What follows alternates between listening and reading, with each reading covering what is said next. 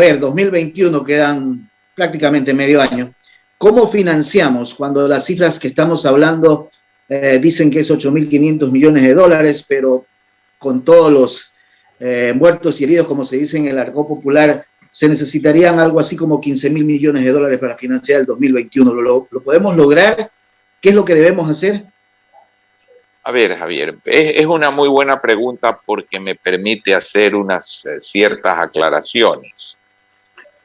Una cosa es el financiamiento bruto y otra es el neto. Hay muchas cosas que se reestructuran con una nueva emisión, bonos del Estado que vencen, se emiten nuevos bonos y hay lo que se llama un rollover. Lo que hay que conseguir de recursos frescos entre esta fecha y fin de año son alrededor de 3.000 millones de dólares. De esos, por suerte, 1.000 millones, o sea, estoy hablando neto, ¿verdad? Porque mucho de lo que se pide, como digo, es para pagar deuda. Entonces, el neto es alrededor de 3.000.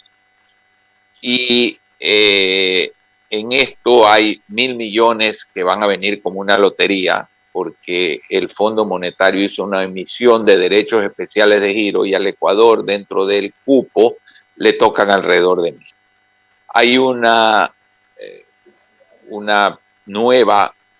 hay un nuevo desembolso del Fondo Monetario dentro del acuerdo que se está renegociando, que yo confío que el ministro Cuevas, muy conocedor, fue funcionario del fondo en su momento y estaba muy al tanto de este programa del fondo, por lo tanto tendrá facilidad, yo supongo, para reestructurarlo.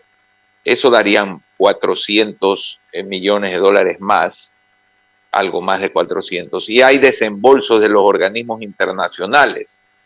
Entonces, más o menos este año está cubierto, Javier. El problema es el 2022, porque el 2022 sí contemplaba que de alguna manera debía existir un aumento de recaudación. Entonces, ese aumento de recaudación yo lo veo difícil con aumento de impuestos por todo lo que pasó en Colombia y las realidades post pandemia del país. Habrá que ver cómo, controlando donde hay evasión y tal vez haciendo una reforma para que los que más ganan paguen un poco más, se pueda cerrar el hueco. Pero el problema no es el 2021, el problema es el 2022. Pero también se podría, de alguna u otra manera, digo, que la recaudación tributaria de los grandes sea la adecuada, porque de lo contrario, más impuestos es imposible. Es muy difícil pensar en más impuestos, pero sí es posible ampliar la cobertura, quitar una serie de huecos y las exenciones del impuesto a la renta, cosas que están exentas, que no deberían estar, personas, circunstancias, casos, para ir cerrando esos huecos. Y además todavía existe evasión. Por ahí puede ir. Continúan en el panel. Ramiro, por favor. Alberto, ya usted ha dicho el tema de la evasión, que se confunde muchas veces con la elusión, que no tiene igual tratamiento. Pero ir a un IVA diferenciado, por ejemplo, podría ser un escenario práctico para el futuro, y un poco se está cocinando, y eso se ve, una nueva reforma tributaria en el ánimo que usted está diciendo: aumentar la base de contribuyentes, evitar la evasión y un poco volver más transparente la declaración de impuestos, porque hoy por hoy, al ser confusa, es arbitraria. Por ahí va, Ramiro, definitivamente. La ilusión es grande y es precisamente por todas las aperturas y opciones que dan. Esto está exento, esto no está exento, se mezcla, no hay claridad, no hay transparencia, y por ahí hay huecos. Entonces sí, por ahí va a aumentar también la base. A veces se cree que una persona que gana $2,000 es pobre y no es pobre. Entonces, hay que pedirle un poquito a los que ganan menos y pedirle mucho más a los que ganan más. Esto es obvio que es como se tiene que hacer la reforma, sin aumentar el impuesto, sencillamente ampliando la base de contribuyentes y apuntando a los que más tienen. Pero la elusión, esa palabra es importante.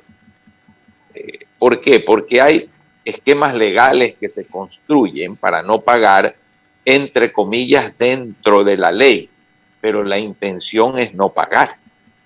La intención no es ser eficiente, es no pagar. Entonces, esos esquemas hay que tomar los pasos y hacer las reformas para que no se den. ¿Y el IVA diferenciado que le consulté, Alberto? El IVA diferenciado, que es equivalente a consumos especiales, porque si yo le pongo a un producto algo más, puede tener sentido.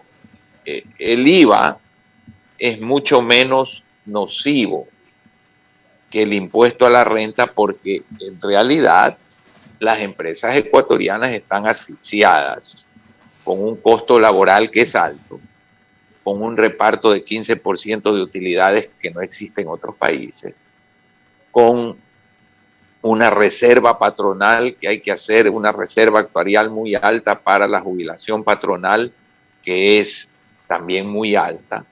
Entonces, todas estas cosas hacen que aumentar el impuesto a la renta sea irrisorio, más aún cuando el mundo está apuntando a una tasa unificada de 20-21, cuando está bajando en muchos países.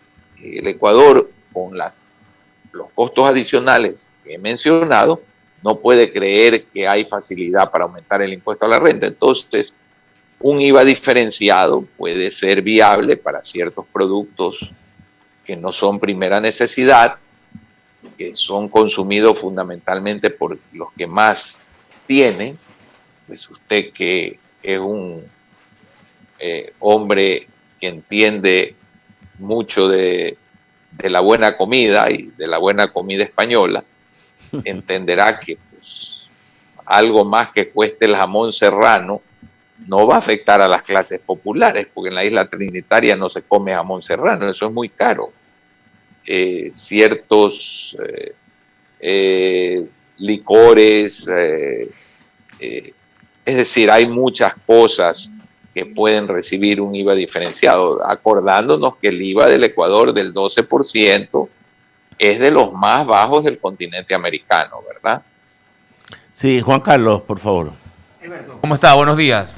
Le saluda Juan Carlos Jácome. Escuchaba con mucho detenimiento sus respuestas y me queda un interrogante.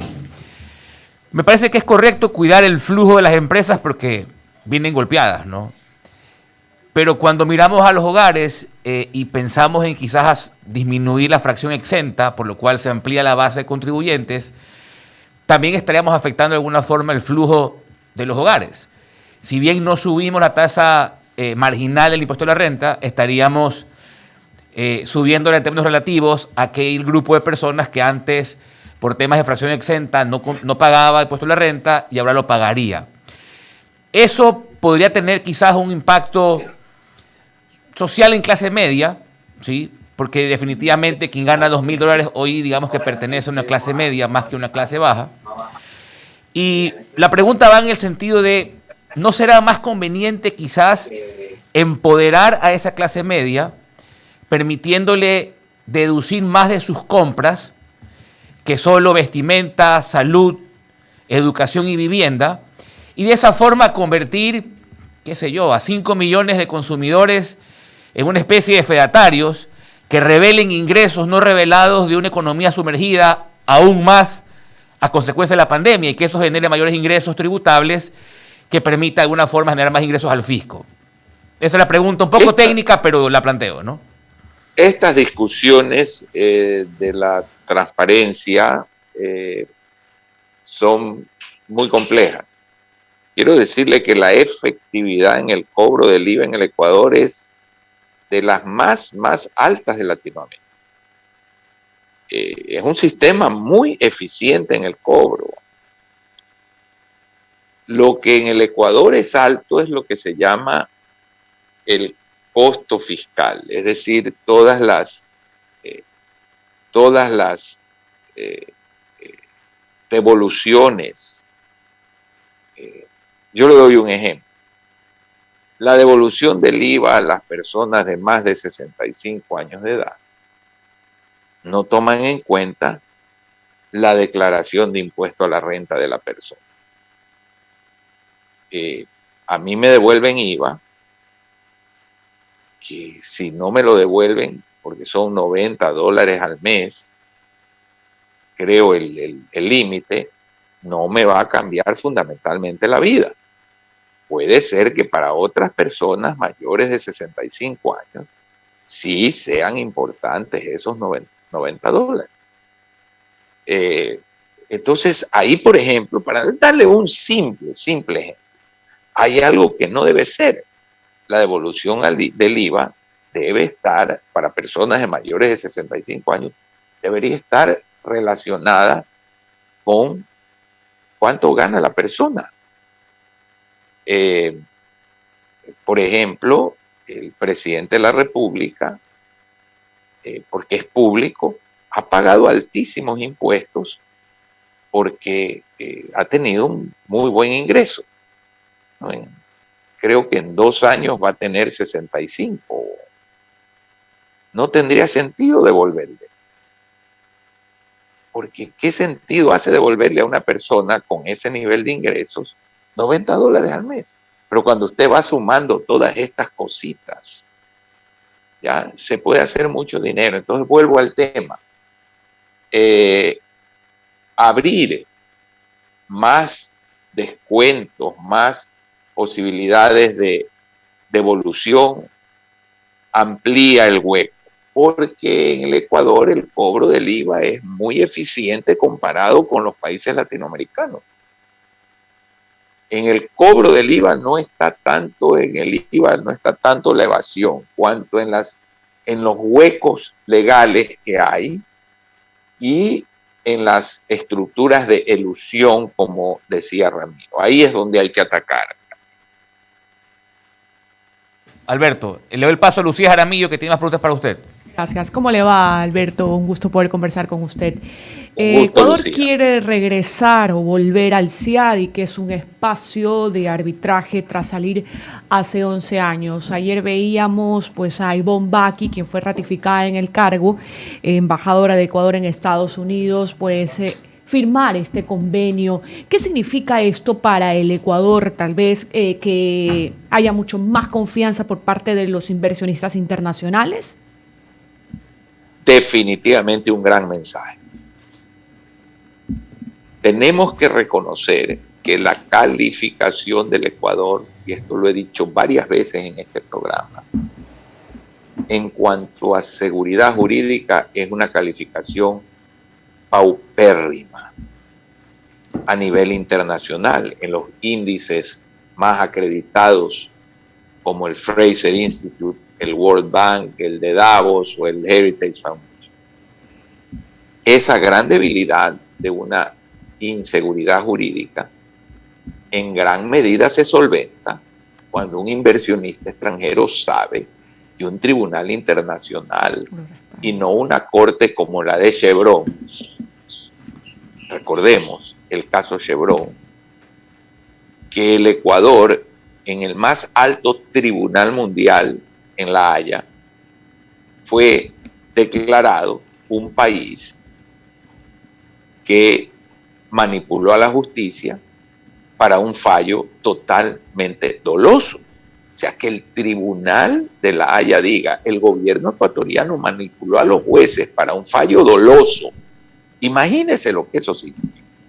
¿Quién va a venir a invertir al Ecuador, especialmente si tiene que lidiar con el Estado, cuando hay un antecedente como ese y todos los antecedentes de contratos rotos que terminan significando que no hay seguridad jurídica. Ujú. Entonces, cuando hay un convenio como ese, que le da al inversionista seguridad, estamos ayudando a resolver uno de los factores más graves por los cuales no viene la inversión al Ecuador.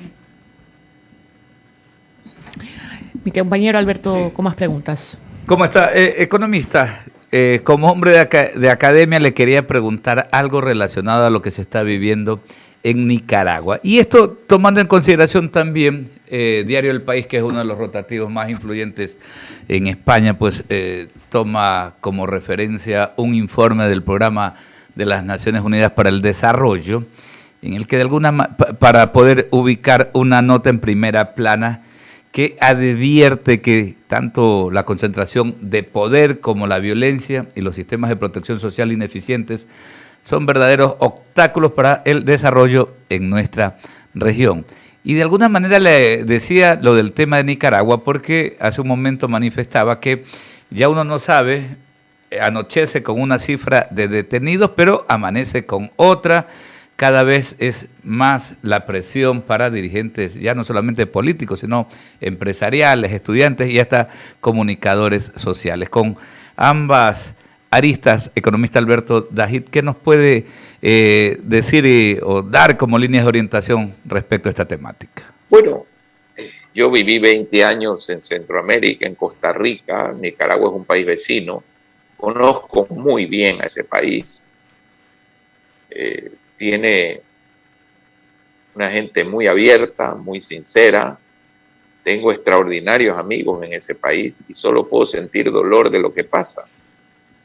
Pero, por favor, ¿es una sorpresa lo que está haciendo Daniel Ortega? Jamás. ¿O no vimos qué pasó en Cuba, qué pasó en Venezuela y en el Ecuador? ¿No se perseguía a periodistas? ¿Y en el Ecuador no se mandaba a secuestrar en Colombia a opositores? ¿Y en el Ecuador no se hacían sentencias en la presidencia de la República contra Diario El Universo? ¿Por qué nos asombra lo que pasa en Nicaragua? Ese es el modelo del socialismo siglo XXI, del cual, gracias a Dios, nos estamos librando, pero que todavía amenaza al Ecuador. Es el libreto.